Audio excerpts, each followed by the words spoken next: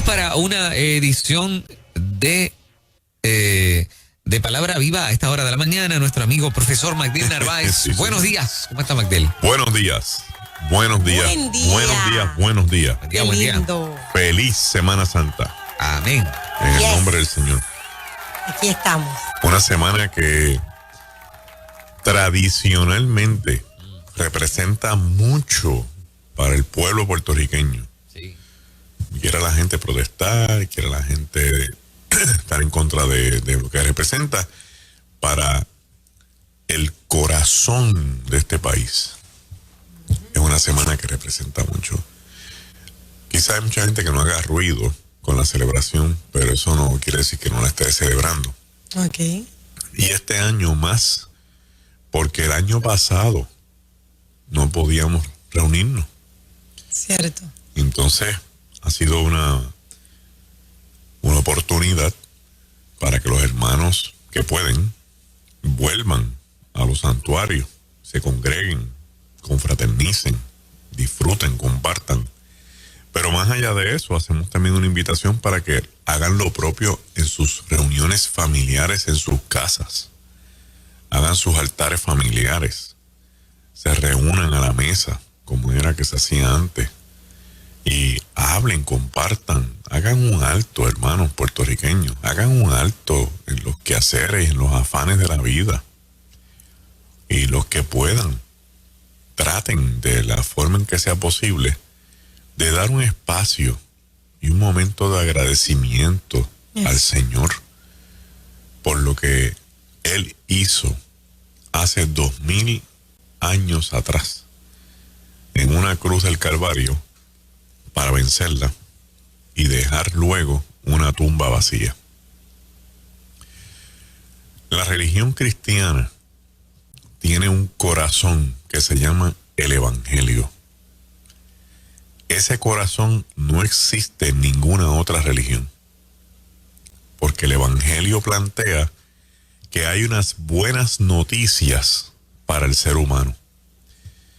Yo puedo decirle a usted que podríamos eliminar la religión y quedarnos con ese corazón, y ese mensaje seguiría calando el corazón de los seres humanos para convencerlos de que existe un Dios y un Dios que ama. Un Dios que ama. Que nosotros, cuando hablamos desde la base de nuestra fe, no de nuestra perspectiva, de la base de nuestra fe, que son dos cosas distintas, le estamos diciendo a un mundo entero que más allá de los dogmas, de las doctrinas, de las estructuras teológicas que puedan incluso distanciarnos un poco como pueblo, hay un corazón que nos une, y es la realidad de una experiencia personal donde manifestamos con nuestra vida que Dios existe. El mayor problema que tiene el mundo es que al no creer no puede entendernos. No nos puede entender. A mí me sorprende los ataques, las críticas, los prejuicios, los juicios, las denuncias contra nosotros desde una plataforma de gente que no ha experimentado lo que está experimentando este pueblo. Incluso deberían conocer un poco más del corazón que nos une, a ver si cierto que esto es malo, que esto es nocivo, que esto es ofensivo, que esto es grave para la sociedad. Cuando nosotros planteamos desde nuestra base de fe la existencia de un Dios de amor, no es porque creemos en un fairy tale. Esto no es un cuento para nosotros. Aquí se nos va la vida. Se nos va la vida porque nosotros reconocemos nuestra condición pecaminosa. Distinto a lo que dicen algunos grupos en contra nuestra, de que somos fanáticos, fundamentalistas, locos, enfermos emocionales, psicópatas, gente psicótica, gente con esquizofrenias religiosas X, Y, Z, porque la lista de ofensas es grande.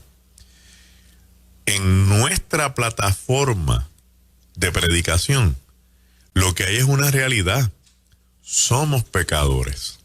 Somos pecadores porque hay un Dios perfecto que ante Él yo me veo imperfecto. Esa es nuestra realidad, pero nuestra realidad trasciende eso, porque nuestra realidad también plantea que siendo imperfectos, este Dios perfecto manifiesta su misericordia en nuestras vidas, para que en nuestra imperfección su perfecto amor tenga sentido, tenga validez y logre hacer de nosotros un mejor ser humano cada día. Yo no encuentro en esta vida ningún otro movimiento filosófico ni religioso que pueda tener un mensaje más contundente y poderoso que ese. Que tenga un mensaje que le pueda hacer un mejor bien social que ese. Porque si de cada familia que está rota, herida, maltrecha, uno logra alcanzar esa misericordia y entenderla, es un mejor padre que se está transformando, es una mejor madre que se está curando, es un mejor joven que se va sanando, es un adicto que deja la calle, es un preso que se rehabilita. Por eso nosotros cuando predicamos entendemos mejor que ningún otro movimiento en el mundo la palabra o el prefijo ex. Porque cuando la gente viene a Cristo, deja de ser preso y ahora es el ex presidiario, el ex adicto, el ex pecador, el ex maltratante, el ex vicioso. Porque en Cristo hay una palabra de vida que restaura al ser humano. ¿Qué peligro puede haber en ese mensaje? ¿Qué daño puede haber para una sociedad en un mensaje que a través de su historia ha restaurado tanta gente? ¿Qué daño puede haber en un mensaje de amor, de perdón y restauración que ha logrado sacar personas de las cuevas y de las trampas de sus vidas a plataformas a anunciar lo que ellos eran y lo que son hoy?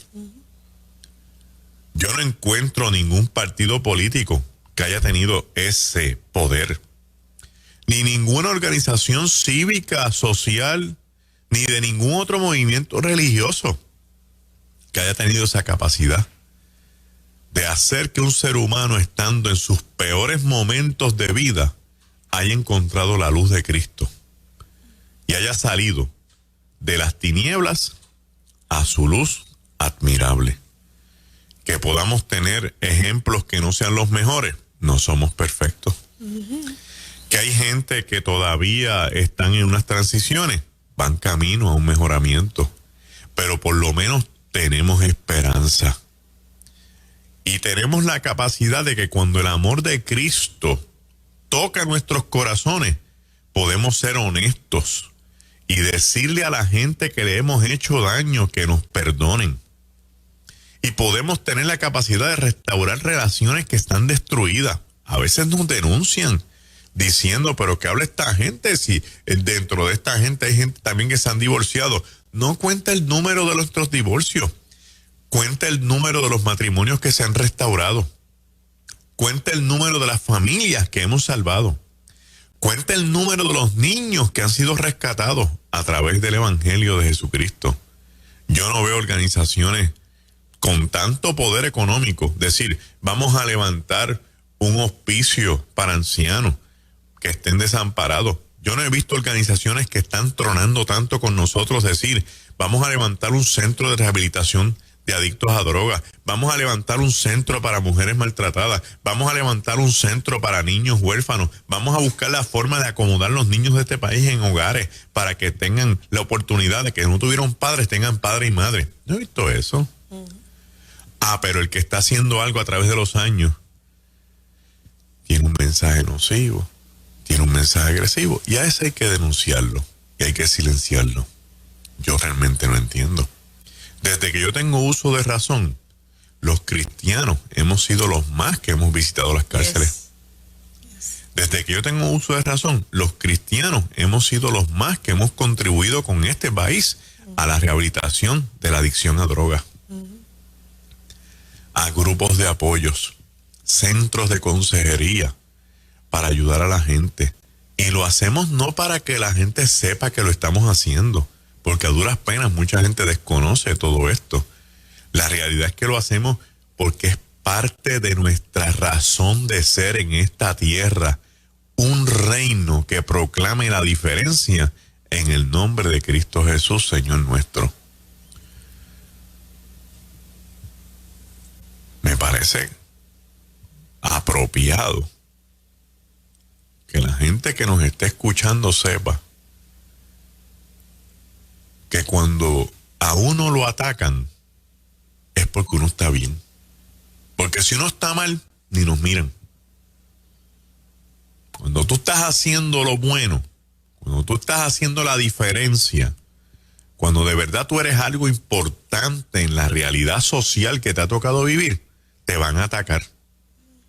Si no estuvieras haciendo nada, eres un metal que resuena, que hace ruido y te tiran para el lado y siguen andando. Por lo tanto, vamos a mirar todo lo que nos está pasando y a darle gloria a Dios, porque quiere decir que somos importantes, que nos están atacando, porque de verdad estamos haciendo una diferencia. Y no dejemos de hacerla, porque el reino de las tinieblas ya Cristo lo sentenció, diciendo: las puertas del infierno no van a prevalecer en contra de la iglesia. Gócese cuando lo persigan, gócese cuando lo difamen, gócese cuando lo vituperen, porque así le hicieron a los profetas. Y Cristo dijo que sois bienaventurados cuando pasen estas cosas. Con eso en mente, tenía que sacarme eso del sistema. Excelente, muy bien. Con eso en mente, y como usted ve, con mucha paz y con mucho amor y mucha tranquilidad, porque como dijo un político de nuestro país, la verdad no grita. Así es. Miremos un momentito, quizás el día más crítico de Cristo. La gente piensa que es la cruz. La cruz es el momento de mayor tensión, momento de controversia, de conflicto. Pero el momento de crisis, Cristo lo libera en el Getsemaní. El Getsemaní es un huerto, y es un huerto de árboles de olivos que queda en la falda del monte llamado a sí mismo Monte de los Olivos. Y es el huerto porque en ese huerto es que están las prensas para convertir las aceitunas en aceite. Tiene un sentido estratégico en términos de cosecha, porque si el monte está cubierto de árboles de olivo, las aceitunas cuando caen van rodando hacia abajo. Y entonces es más fácil el recogido. Los huertos se distinguen o porque tienen almacenes para almacenar productos, o porque tienen el lugar donde se trabaja el producto para convertirlo en una esencia superior. Este es el caso del Getsemaní. Aquí no se almacenan aceitunas, aquí no se almacenan alcaparados, aquí se trabaja la aceituna. ¿Cómo se trabaja la aceituna? Para entender cuál es el sitio que Cristo escoge. Pues una vez se recogen las aceitunas, se echan en unos canastos y se llevan a una prensa que es una piedra gigantesca que está bien ubicada y tiene una estructura cóncava, o sea, hacia adentro.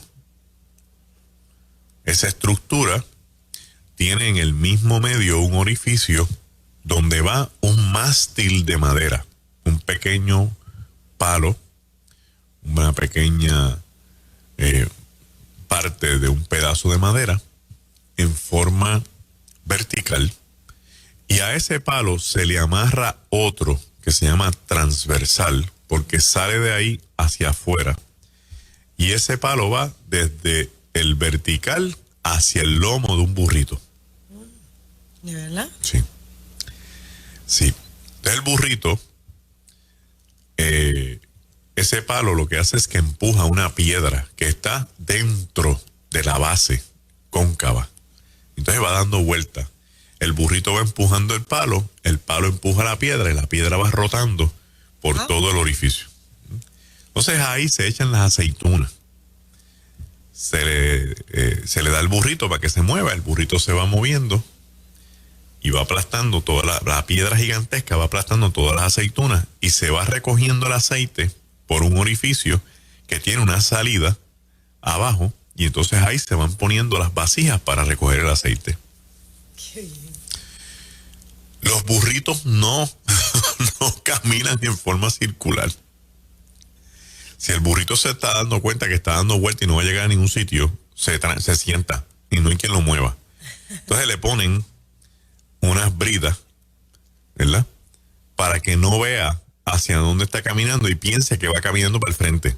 Entonces el burrito dando vueltas, va empachando las uvas. En otras palabras, que Getsemaní es el lugar donde se espacharran las aceitunas para sacar el aceite de primera prensa.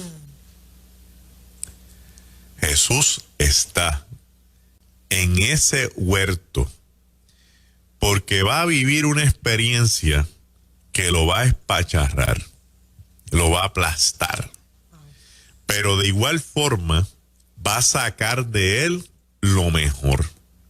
Se llama un momento de transición. Todos nosotros en algún sitio del camino hemos tenido una visita a un huerto de Getsemaní, donde situaciones imprevistas, momentos no agradables, condiciones y elementos que nos han sacado de carril de balance, nos han detenido momentáneamente. Y yo quiero que usted sepa que detenerse en el camino un momento para manejar una crisis no es de cobardes, es de gente valiente.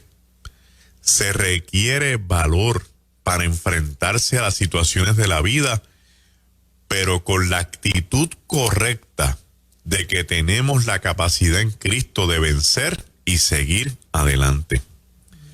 Una crisis, una prueba, no es algo malo en contra de tu vida.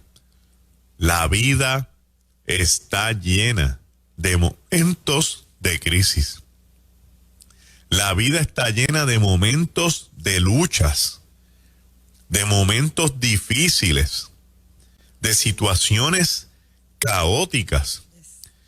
Pero nosotros tenemos la posibilidad y la capacidad de interpretar ese momento como un mero obstáculo en el camino que va a sacar de nosotros algo mejor que desconocíamos de nosotros mismos. Usted pudiera decir en la mañana de hoy: yo tengo mucha fe, yo soy una persona bien fuerte, a mí no hay quien me tumbe. Eso usted lo va a saber de la teoría a la verdad el día que se tenga que enfrentar a algo que lo desafíe y que todo lo que usted ha dicho sobre usted, ese momento usted lo pueda validar. Hermano, y si no lo puedo validar, pues ese día es el día de aumentar la fe. Es el día de crecerse. Porque no estamos diseñados para retroceder. No estamos diseñados para caernos y quedarnos en el piso. Usted podrá decirle a otra gente: me podrás tumbar una vez, pero mantenerme en el piso te va a costar trabajo. Usted está diseñado para levantarse. Usted está diseñado para echar hacia adelante, para echarse encima lo que sea y continuar la vida, porque el proceso que te toque vivir te va a pasar como a Cristo. Va a extraer de ti la primera prensa del mejor aceite de lo que tú estás hecho. En momentos bien críticos y difíciles han salido los mejores himnos, las mejores adoraciones, los mejores negocios, las mejores oportunidades de negocio. La gente se ha reinventado, ha hecho reingeniería, se han crecido, han abandonado lo que no les convenía, vieron dónde estaban por primera vez en su vida. O sea, hay situaciones de vida que tienen que ocurrir para que te haga un wake-up call y te diga, bueno, llegó el momento de asumir la verdad. Hay gente que dice, sí, pero a mí se me está yendo la vida. Que nunca es tarde para tomar las decisiones correctas. Nunca es tarde para echar hacia adelante. Yo recuerdo siempre esta señora ya anciana, 88 años de edad, graduada de bachillerato a los 88 años de edad de la Universidad Interamericana de Puerto Rico. Y la entrevistaron. Así. Y le dijeron, mire, yo estaba en la entrevista y ¿cómo se dio esto cuando usted anunció que iba a volver a la universidad a sus 80 y tantos años? Y dice, bueno, yo tuve resistencia primero de mis nietos, porque algunos estudiaban en el mismo recinto y no querían coincidir conmigo en los salones.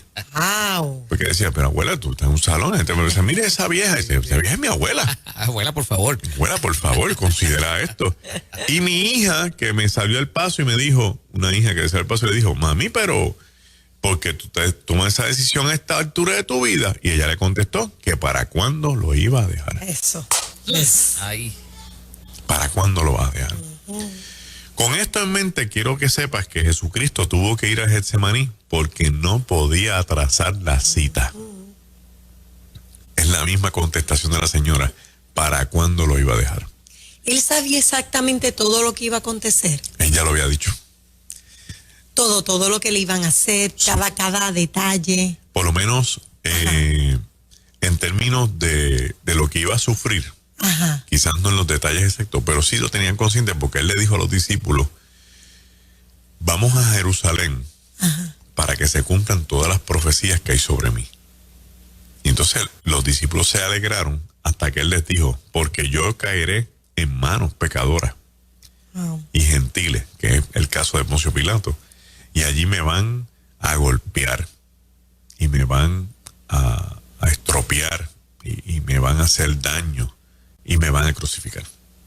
Entonces, en una ocasión le dijo a Pedro que su muerte era muerte de cruz, y Pedro le cedió el paso, no anuncies eso porque no nos conviene. Y entonces le decía, apártate de mí, Satanás. Cristo estaba claro en su misión. Lo que sucede hoy es que cuando tiene que ir a Getsemaní es el momento de que la hora llegó. La hora llegó. Y no es una hora de felicidad, es una hora de cruz, que representa victoria, pero hay que morir. Hay que morir y morir cruelmente. Jesús sabía lo que era la muerte de cruz. Siendo un judío del siglo I, ya la crucifixión era parte del Imperio Romano. Okay. Y conocían de antemano todos los escarnios que se vivían cuando se arrestaba a alguien e iba a ser crucificado. Porque la crucifixión no es meramente clavar a un hombre en una cruz. Es todo un proceso desde que se arresta hasta que se extermina. Es la muerte más cruel que existe en todo el Imperio Romano. ¿Cuántas horas solía durar? El proceso desde el arresto hasta la crucifixión podía durar 4 días. Lo agarran a la persona, lo echan en un calabozo, lo azotan, lo humillan, lo patean, bueno, porque lo tratan como un rebelde del imperio. Entonces hay que mirarlo desde la óptica que los soldados romanos que están allí están rabiosos, como dicen los muchachos ahorita, están hartos de odio, porque ese soldado romano lo han enviado a una provincia que está en continua convulsión bélica, que no es el mismo soldado romano que está en Roma comiendo queso y tomando vino. ¿Bien? Entonces, estos están aquí y lamentablemente están ahí porque hay rebeldes. Una vez agarran uno de estos rebeldes, le van a dar de pasta y queso. Porque le van a decir, por causa de gente como tú, estamos nosotros aquí. Y gente como tú ha matado gente de nosotros. Y gente como tú ha destruido propiedades. Y gente como tú le mete fuego a la gente nuestra. Entonces, cuando lo agarran, todo el coraje y la venganza que hay en sus corazones se descarga sobre esa víctima. El caso de Cristo, que no es ese rebelde, pero lo han juzgado como uno de ellos. Como uno de ellos. Entonces lo van a maltratar más duro todavía porque han hecho creer que es el rey de los judíos. O sea, el usurpador del trono del César. Si Cristo sabe lo que viene de camino, lo que va a doler, y se va a Getsemaní a orar. Y yo digo, ¿qué clase de estrategia? Cuando a veces una crisis nos desespera, pero nos saca de balance, nos pone contra la pared y empezamos en llamada. ¿Y cómo lo voy a resolver? Ajá. ¿Y a quién voy a llamar? Y yo creo que yo voy a hacer esto. Jesús, Dependemos de los recursos. dependemos de los recursos, de las experiencias, de los testimonios de otros que han pasado por lo mismo. Esto le pasó a fulano, hizo esto y aquello. Jesús dijo, no. Yo voy a orar. Voy a orar porque esto es inevitable. Y yo necesito, primero, fortaleza espiritual. Te estoy dando una clave que está en el texto bíblico. En tu crisis, fortalécete espiritualmente primero. Y coge aire. Coge aire. Para que Dios trate contigo y pueda abrirte los ojos a un abanico de opciones que a lo mejor por estar sumido emocionalmente en la crisis no las estás viendo. A mí me gusta pensar que siempre hay opciones, que siempre hay alternativas, que siempre se puede salir del hoyo en el que uno se encuentra, que tarde o temprano tu situación actual va a cambiar, que los estados que uno vive deprimentes, críticos, caóticos, no son permanentes, que puedes incluso asumir la mejor actitud en el peor momento. La Biblia está llena de ejemplos de gente que agarró su situación circunstancial y se la comió. Pablo y Silas están en una cárcel y se ponen a cantar y a alabar a Dios. ¿Qué sabían ellos que iba a pasar? Pedro se echa a dormir en una cárcel y se le aparece un ángel y le dice, levántate y cíñete que vamos a salir de aquí. El pueblo de Israel está frente a las murallas más grandes de la ciudad más antigua del mundo, Jericó. Y en el séptimo día se fueron a darle 7 vueltas. 7 vueltas es como si tú estuvieras en una caminata, en un 5K. Las situaciones más caóticas de los textos bíblicos han sido vencidas con el poder de Dios y con gente que mirando su situación decidieron cambiar de actitud. Mira, aún Moisés, frente al Mar Rojo, que le dice a Dios, ¿y ahora? Dios le dijo, tiende tu vara y en el mar. Si no hubiera asumido la actitud de que eso fuera posible, se hubieran ahogado allí mismo. Pero él decidió cambiar y dice, ok, voy a herir el mar. Y el mar se abrió en 2. Ora. Conéctate con el Dios de tu salvación. Haz como dice el profeta, aunque la higuera no florezca y en las vides no haya fruto, ni ganado en los manjares, ni en los lagares, con todo yo me gozaré en el Dios de mi salvación. Que Él hace tus pies como de ciervas y en las alturas te hace andar. No depende de que tú tengas la fórmula mágica, es que tengas la actitud correcta con un Dios que te ha prometido estar contigo. Jesús sintió fortaleza divina en el peor momento de su vida. Si Jesús no vence la crisis del Getsemaní, no podía enfrentarse a la cruz.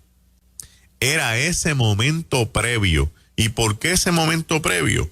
Porque él tiene una lucha interna que mucha gente todavía le da trabajo entenderla. Es difícil para Jesús ver a su pueblo en crisis. Es difícil para Jesús ver a su gente sufriendo ante la opresión de un imperio. Su gente en la pobreza extrema que se encontraba, perdiendo las casas, perdiendo los hijos, la calidad de vida en el piso, la expectativa de vida reduciéndose en años cada vez porque las condiciones eran totalmente paupérrimas y deplorables. Una estructura endeble, una estructura frágil, totalmente pusilánime, que no encontraba una forma de cómo salir. Y tú teniendo todo el poder divino contigo consolidado, que puedes caminar sobre las aguas, que puedes levantar los muertos, vas a decidir morir en una cruz en vez de ayudar a tu pueblo. Esa es la crisis que Cristo tiene en Getsemaní. Súmele a eso que la gente tiene la expectativa de que Él es ese que puede lograr sacar toda esta sociedad a flote. Sus amigos creen fielmente que Él es el Mesías verdadero, el ente político que va a traer de nuevo la expectativa del imperio romano, del imperio davídico, con todo su esplendor y su gloria. Él sabe que puede echar a Roma con su poder. Pero Él tiene una misión: morir en la cruz. Y morir en la cruz significa cumplir con la misión, pero es defraudar el pueblo. Es fallarle a los amigos.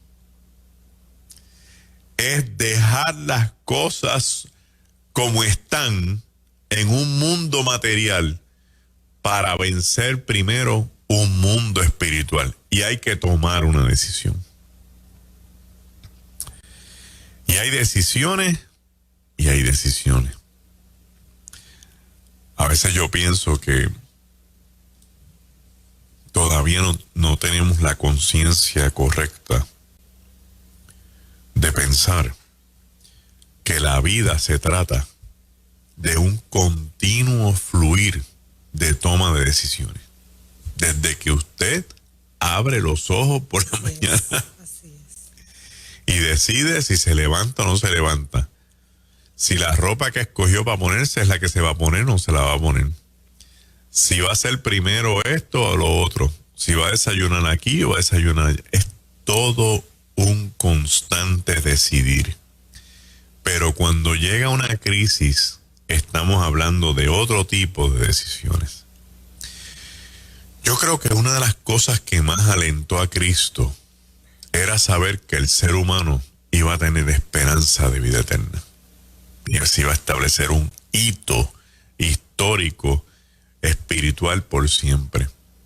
Y pienso también que una de las mejores cosas que le puede pasar por la mente a Jesucristo es pensar, ¿cuánto dura esa cruz? ¿Y cuánto dura la eternidad? ¿Cuánto dura ese tramo que abre una puerta para siempre?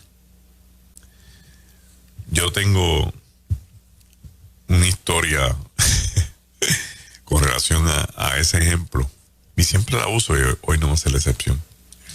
Cuando yo me gradué de la Facultad de Derecho, igual que otros compañeros adicionales, y que yo creo que todos los que son licenciados en Derecho, sabemos que las facultades te dan una teoría espectacular, pero la práctica es otra cosa.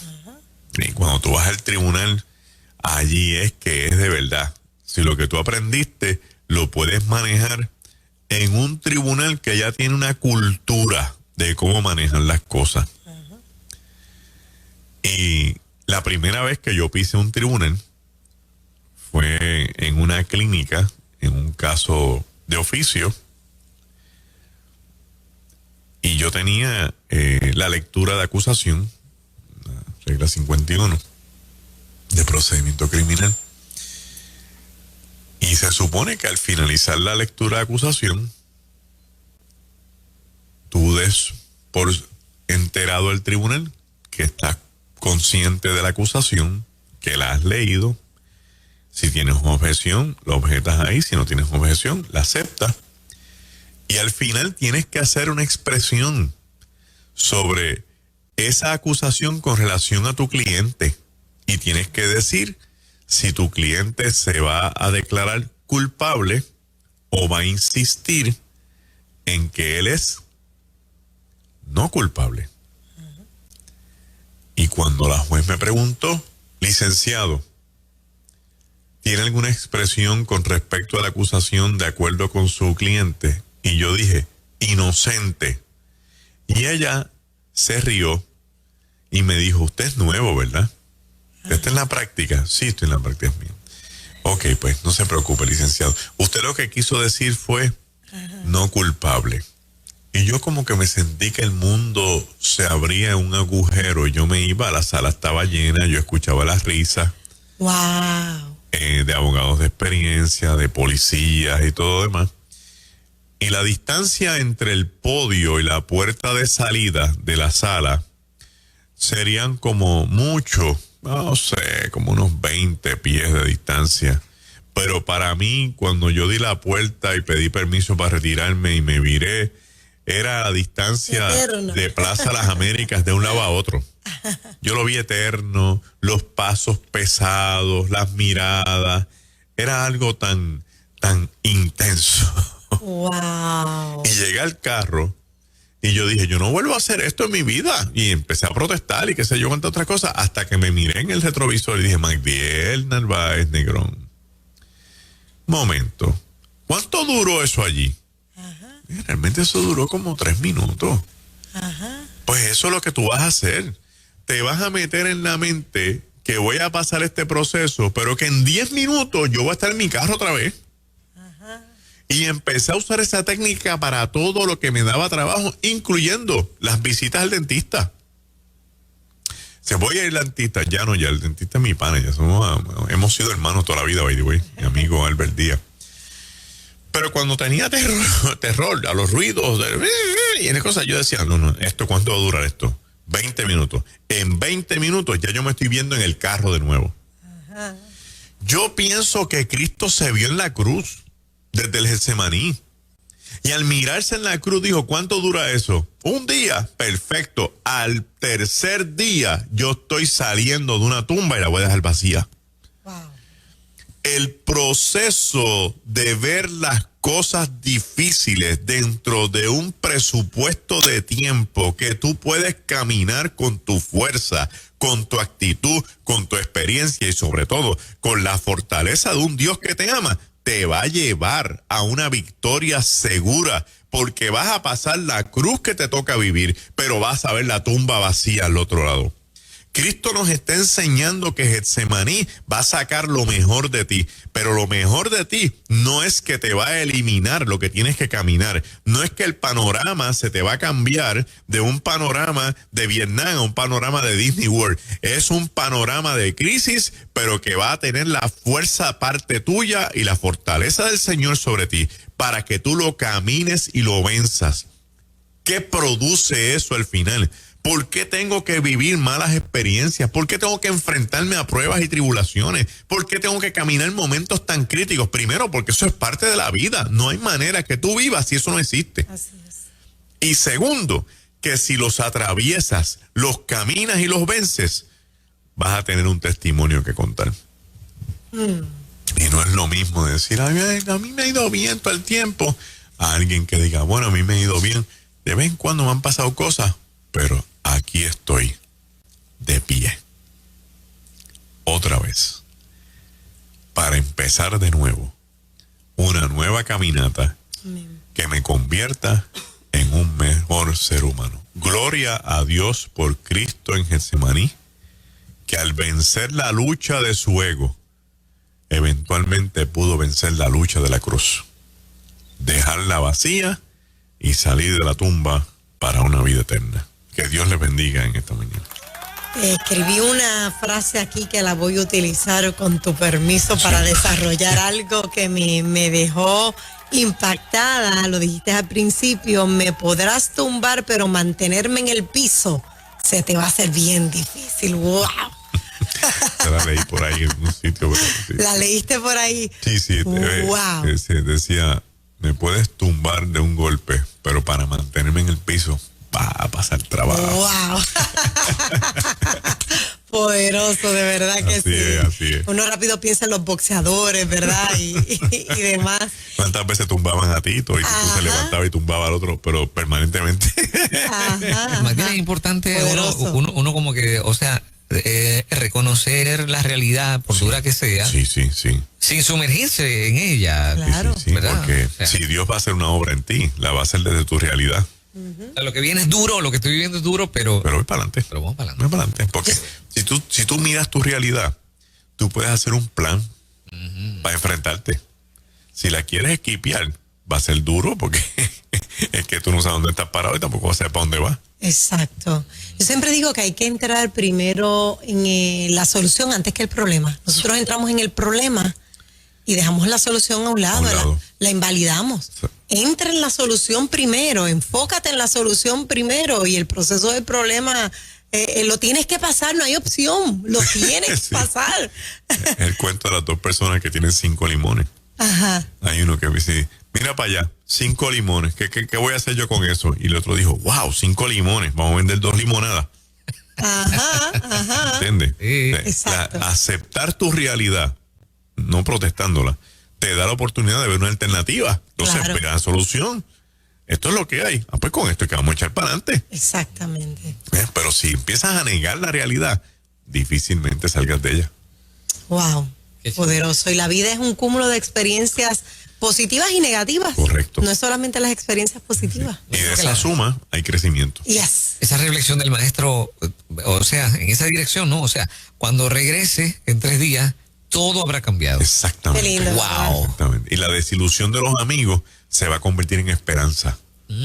Porque no es lo mismo ver un Cristo político sentado en un trono a un Cristo resucitado. Amén. Pero me quedé con una pregunta, pero esto es a nivel legal con lo que es la experiencia que te pasó. ¿Cuál es la diferencia de inocente, Porque tú eres inocente hasta que se te pruebe lo contrario. a no culpable? ¿Cómo No. tenías que decir? No culpable. No culpable. No culpable porque la acusación dice, tú eres culpable. Y yo digo, no soy culpable. Ajá. No culpable. Cuando el caso termine al final, la sentencia, entonces es de culpabilidad. Porque Exacto. hasta ese día yo soy inocente. Hasta que se demuestre lo Lo contrario. lo El no contrario. culpable no es inocente. No, es que de lo que tú me estás culpando, yo no soy culpable. Yo no soy culpable. Tengo una neurona media apagada. Sí, porque hasta que se muestre lo contrario, Los la parte de la tecnicismos, inocencia. lo que la gente llama tecnicismos legales, Sí. la realidad es que es la ley. Ajá. Es la ley.